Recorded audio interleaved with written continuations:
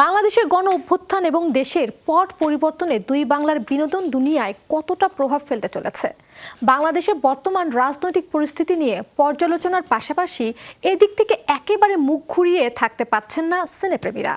কয়েক যুগ ধরে দুই বাংলার যৌথ প্রযোজনায় অসংখ্য চলচ্চিত্র তৈরি হয়েছে। দুই বাংলার সিনেমায় টলিউড ও ঢালিউডের অভিনয় শিল্পীদের নিত্য আনাগোনা। তবে কি সেসব আপাতত স্থগিত? স্বাস্থ্যকর অল টাইম ফ্যামিলি কেক, সব সময় অল টাইম হেলদি লাইফ। যে গল্পটা যেভাবে বলতে চাই সেভাবেই বলবো। এবছর দুই বাংলার অন্যতম প্রতীক্ষিত সিনেমা সৃজিত মুখার্জির পদাতিক। প্রযোজক ফিরদৌসুল হাসানের এই সিনেমা উপমহাদেশের কিংবদন্তি নির্মাতা মৃণাল সেনের জীবন নিয়ে তৈরি। আন্তর্জাতিক খ্যাতিসম্পন্ন পরিচালকের চরিত্রে অভিনয় করেছেন বাংলাদেশের চঞ্চল চৌধুরী। সিনেমাটি ভারতের স্বাধীনতা দিবস উপলক্ষে পশ্চিমবঙ্গে মুক্তি পাচ্ছে 15 আগস্ট।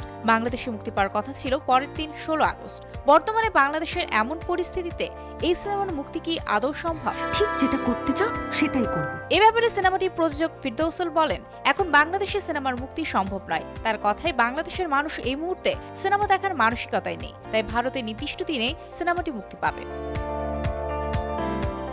এই সিনেমার মুক্তি উপলক্ষে বাংলাদেশ থেকে কলকাতায় যাওয়ার কথা ছিল মুখ্য চরিত্রে অভিনেতার। এমন পরিস্থিতিতে চঞ্চল কি পারবেন যেতে? প্রযোজক কিছু না বলতে পারলেও তিনি আশাবাদী।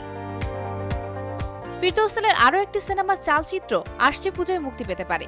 এই সিনেমাতেই টলিউডে পা রাখছেন ছোট পর্দার জনপ্রিয় অভিনেতা জিয়াউল ফারুক অপূর্ব। বাংলাদেশেও সে সময় পূজার আবহ থাকে, কিন্তু ততদিনে কি পরিস্থিতি শান্ত হবে? All the beautiful people in this world. এদিকে প্রযোজক অতনু রায় চৌধুরীর আগামী সিনেমার নায়িকা তাসনিয়া ফারিন। কলকাতা সুপারস্টার দেব অভিনীত সেই সিনেমা পরিচালনা করবেন অভিজিৎ সেন। নভেম্বরে শুটিং শুরুর কথা। আগস্টে ফারিনে কলকাতায় যাওয়ার কথা ছিল। চিত্রনাট্য নিয়ে আলোচনার পর মহড়া দেওয়ার কথা, তবে আপাতত সব স্থগিত। এই প্রযোজক আশা করছেন নভেম্বরে শুটিং হলে এখনো হাতে সময় রয়েছে।